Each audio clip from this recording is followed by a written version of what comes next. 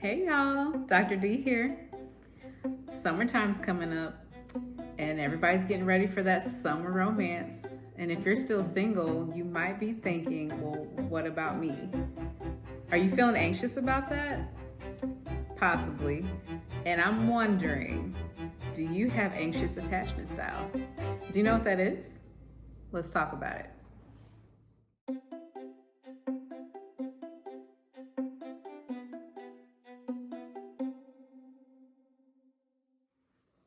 Let's talk about anxious attachment. So there is this great theory called attachment theory, developed by John Bowlby. And anxious attachment is known to develop when we don't have a secure attachment to our primary caregivers when we're young. And that primary caregiver could be your parents, it could be a grandparent, it could be a foster parent, whoever raised you.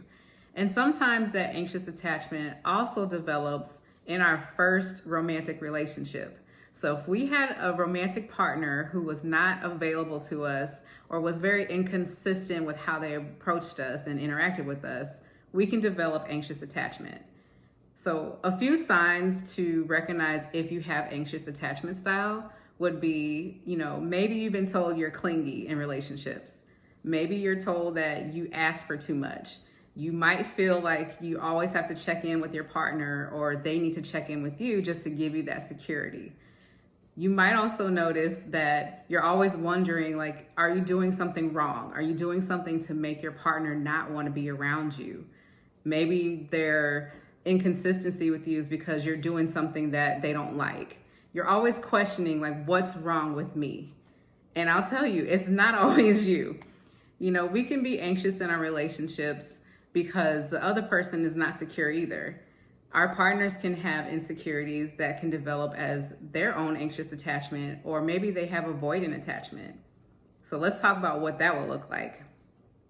If you have anxious attachment, so you're the one who's chasing, you need to have that connection with your partner. You need to hear from them. You need to talk to them regularly. And when they don't respond in a time frame that you seem is, acceptable or something that you demand, then you might start to question, what are they doing? Are they cheating on me? Are they not interested in me anymore?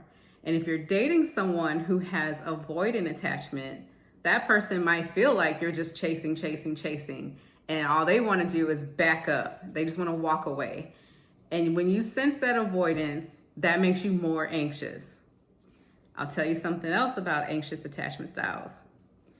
One thing to keep in mind with anxious attachment is that it's not always a bad thing. It might seem bad to feel anxious all the time, but having anxious attachment style can be a benefit in relationships. For one, you may be the partner who can really identify when something's not right in the relationship. And you might be the one who says, hey, let's talk about this. I've been noticing that you're pulling away. Is there something wrong? There may or may not be something wrong, but at least you're the one who's initiating that conversation that can bring healing to your relationship. Having an anxious attachment can be a benefit as well because you're the person who will be somewhat, the aggressor in trying to make the relationship work.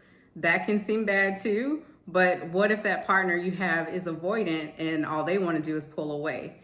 That relationship's not going to work if you're not the person who's initiating conversation, initiating spending time together. And so that might be something you want to think about. If you do have anxious attachment, your partner's avoidant, how is that going to work? Take some time to think about that. But with the summer coming up, we want relationships, right, ladies? We want to feel loved. We want to feel like we're beautiful. We want to have that, security from someone to tell us that everything's okay in our world.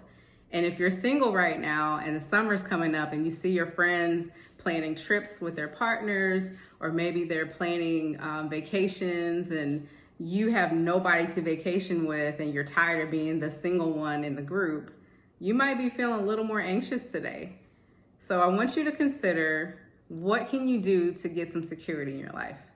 It doesn't always have to come from a partner. It doesn't have to come from a romantic relationship. You can develop that security for yourself. You can also develop that security by having secure friendships. So maybe this is the summer that you focus on being a good friend and having good friends. If that's you and you have more questions, feel free to reach out to me. Make sure you follow me on Instagram and don't forget to like this and subscribe.